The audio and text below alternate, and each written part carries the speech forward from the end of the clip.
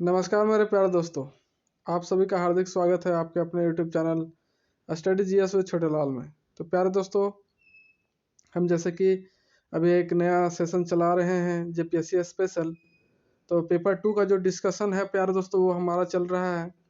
और पिछले वीडियो में हमने मुंडा शासन व्यवस्था के बारे में चर्चा किया था प्यारे दोस्तों, और साथ ही पढ़ा पंचायती शासन व्यवस्था के बारे में चर्चा किया था। तो प्यारे दोस्तों, आज हम नागवंशी शासन व्यवस्था के बारे में चर्चा करने वाले हैं प्यारे दोस्तों। तो प्यारे दोस्तों, चैनल में नए हैं तो चैनल को जरूर से लाइक शेयर और सब्सक्राइब कर लें।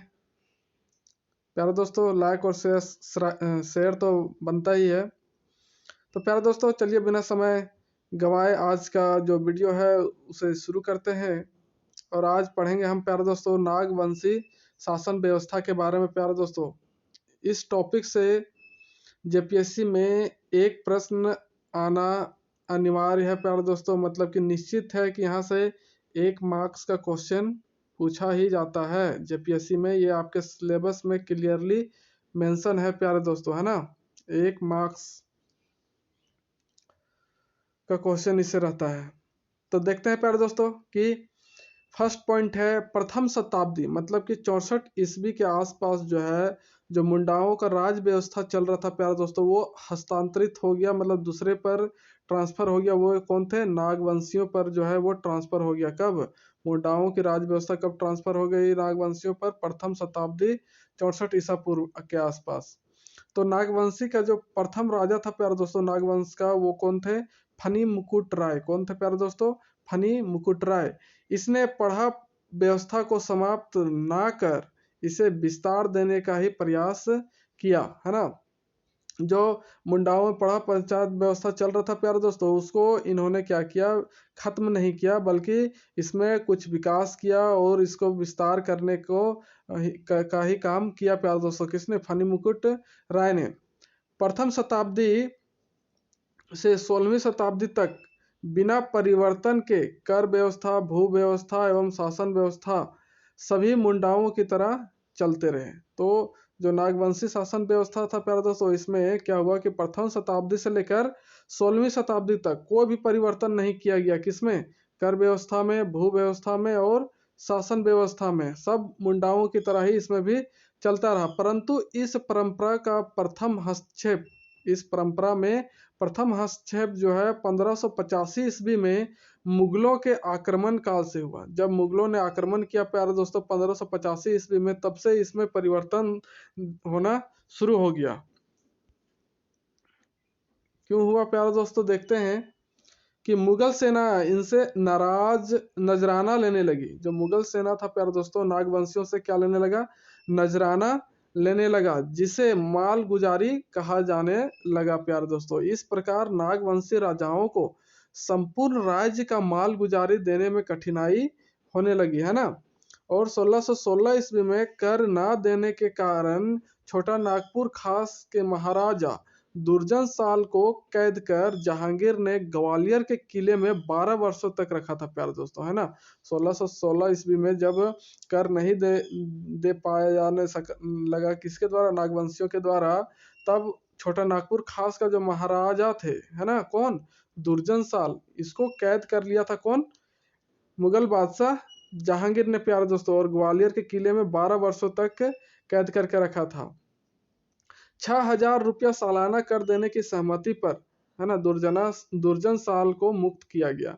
तब एक संधि हुई, ट्रीटी हुई प्यारे दोस्तों, जिसमें 6000 रुपया सालाना कर देने की बात रखी गई। और उसी शर्त पर जो है दुर्जन साल को क्या किया गया? मुक्त किया गया, मतलब कि उस किले से रिहा कर दिया गया, कैद से रिहा कर दिया गया प्यारे दोस्तों। आगे देखते हैं प्यारे दोस्तों कि पहले जनता से कर नहीं लिया जाता था। पहले क्या होता था प्यारे दोस्तों? जनता से कर नहीं लिया जाता था, परंतु नागवंशी राजाओं पर कर बढ़ता चला गया, है ना। इसी कारण नागवंशी राजाओं ने अपनी परंपरा को तोड़कर जनता से क्या वसूलने लगे? कर वसूलने लगे प्यारे दोस्तों। और देखते हैं प्यारे दोस्तों कि नागवंशी राजाओं ने पढ़ा के प्रमुख को भूइहर कहा तथा मालगुजारी वसूलने का आदेश दिया, है ना। वो नागवंशी राजाओं ने जो पढ़ा का प्रमुख होता था प्यारे दोस्तों, पढ़ा राजा, उसको क्या कह के संबोधित किया? भूइहर। क्या? भूइहर कह के संबोधित किया और उसी को माल गुजारी वसूलने का आदेश दिया। परंतु बाद में प्यारे दोस्तों, बाद में राजाओं ने इस कार्य के लिए अपने अलग जागीरदार रखे, जिसे भूइहरों की स्थिति दयनीय हो गई। प्यारे दोस्तों, उसके बाद कुछ दिनों के बाद, कुछ वर्षों के बाद क्या हुआ प्यारे दोस्तों कि जो राजा लोग होते थे वे इस कार्य के लिए अलग जागीरदार रखने लगे, जिससे जो भूइहर होते थे, कौन, पढ़ा पंचायत के मुखिया प्रमुख, वो क्या, उनकी स्थिति कैसी होने लगी, दयनीय होने लगी, स्थिति खराब होने लगी। प्यारे दोस्तों, आगे देखते हैं प्यारे दोस्तों कि जागीरदार कर वसूलता था, है ना। जो जागीरदार होता था प्यारे दोस्तों, वो क्या करता था, कर को वसूलने का काम करता था, परंतु नियमित रूप से नहीं दिया जाता था, है ना। लेकिन जो कर था प्यारे दोस्तों, नियमित रूप से मुगल बादशाह को नहीं दिया जाता था। तभी दिया जाता था जब कोई मुगल बादशाह मांगता था। यही तब, मतलब कि जब कोई मुगल बादशाह मांगता था प्यारे दोस्तों, तभी ये दिया जाता था। नियमित रूप से नहीं दिया जाता था कि हर महीने की इतने तारीख को आपको कर देना है। इसी व्यवस्था को नजराना या पेशकश कहा जाता था। जो ये नजराना होता था, जो भेंट होता था प्यारे दोस्तों, इसी को क्या कहा जाता था, इसी व्यवस्था को नजराना कहा जाता था या फिर पेशकश कहा जाता था। 1765 ईस्वी में मुगलों के बाद अंग्रेजों का आगमन हुआ, है ना। 1765 ईस्वी में पहले मुगल आए प्यारे दोस्तों, उसके बाद फिर किसका आगमन हुआ, अंग्रेजों का आगमन हुआ।